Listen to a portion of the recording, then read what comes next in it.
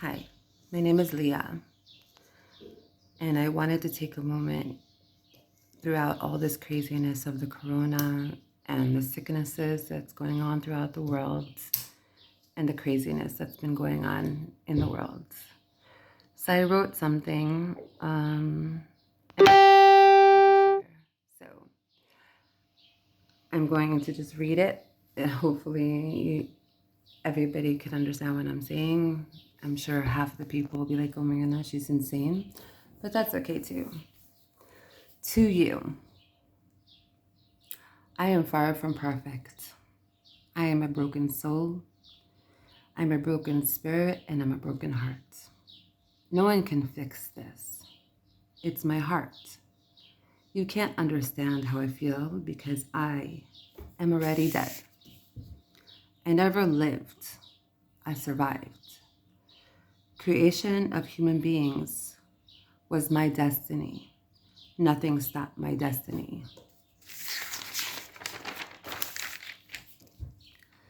Born to a mother who had no love for me, raised by a mother with so much evil because she was not truly a woman, because she was barren.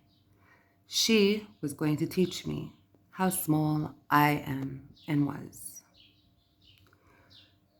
She would teach me that there was nothing that I could do in this world at all that would make a difference because I had ADHD or whatever.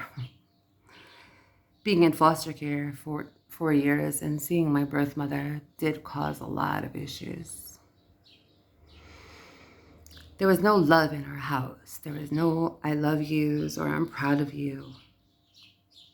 There was mental and sexual abuse in this home that I was raised in. There was no sorries for the mistakes that they made. And there was no shame of the things that they did to me and to my brothers. There was just, oh, well, I was curious. Or touching isn't raping. I like that one. That one, hit me hard.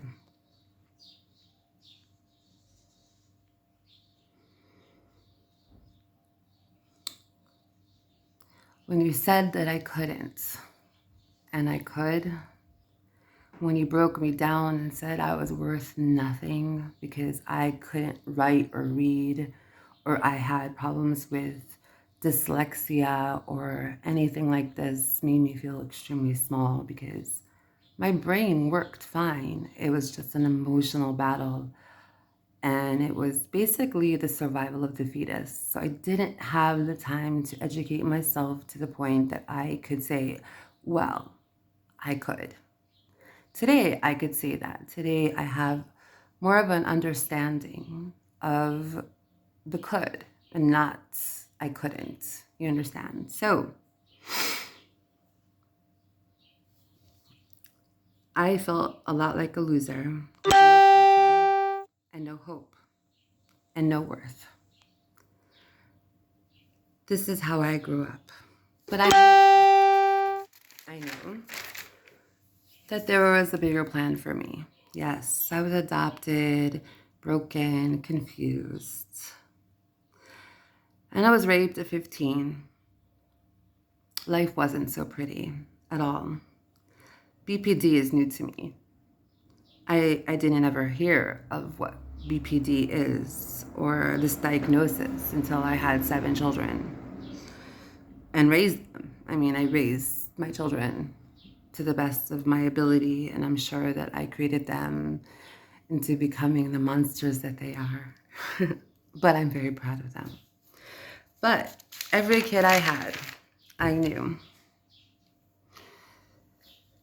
that I loved them no matter what. I didn't know anger or hate.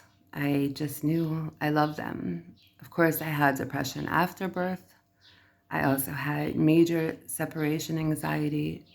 I had fear of loss, fear of sickness, and I just had a fear of life in general. And yes, being a mother at 18 years old wasn't easy because actually your brain is not actually formed completely at 18. So you're dealing with a lot of issues and very not understanding what you're dealing with. And at that time, mental health was definitely not the way it is today. So there was a lot of loneliness and fear. But all I did know was that I loved. And I loved and I loved and I loved. And maybe I loved too much, maybe I loved to the point that it was too much love. I don't know, maybe if that's a thing, I don't even know. But this is the real story. But I continue to choose to stay here in this world for my children, for the love of my children who are near and far. They do give me strength, and they keep me rising and living, giving me hope, in a indefinite, weird way. Yes, BPD is very intense, and when it's with post-trauma, it could get very intense, and it's a real monster that lives inside your body, and you need to completely have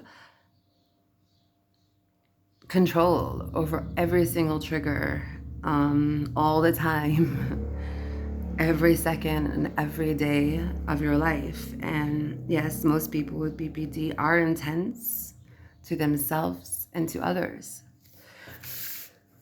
So this is a painful life. People truly suffer with mental illnesses, bipolar, BPD, paranoid schizophrenia. People may look normal from the outside, but they're completely destroyed from inside. So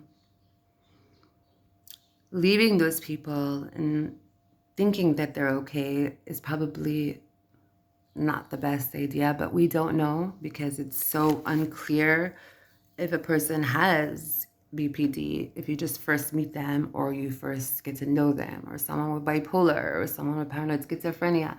You don't really know where their mental diseases are or where they're holding in our mental disease. There are people who are able to be high-functioning BPDs and people who are high-functioning bipolars and high-functioning paranoid schizophrenic people.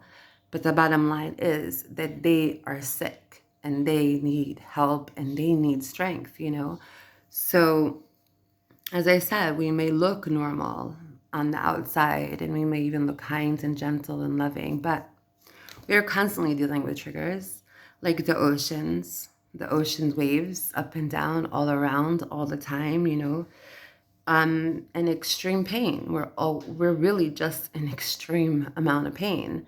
Some people end up, trying to feel no pain by using drugs or by drinking alcohol or by overdosing or by anything, sex,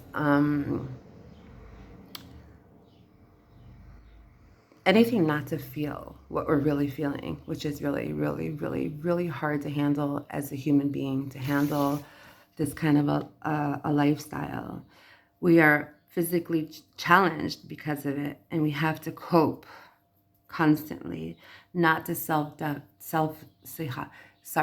not to self-destruct in any way, which is one of the most difficult tasks for me when I'm going through episodes of my BPD where I feel really overwhelmed and I'll just do something really, really stupid, like dye my hair blonde and completely destroy my hair, or just a constant change of something, or the I love you, I hate you, don't leave me feeling. It's a constant thing, constant. And I think as I get older, I realize that I'm at that place where I could see before it's happening, I just think that mostly what I'm trying to say, and it's not the whole story, and I'm for sure want to open up my story to the world, but I really think that I need like a little bit more of a push because I do feel insecure talking about it. But I think that we should have kindness and treat people with joy, and because you don't know what that other person is going through, and you don't know how much they're suffering, and I think it's important that we all kind of just like be kind to one another, especially during this time where people are very much alone and afraid. And be kind.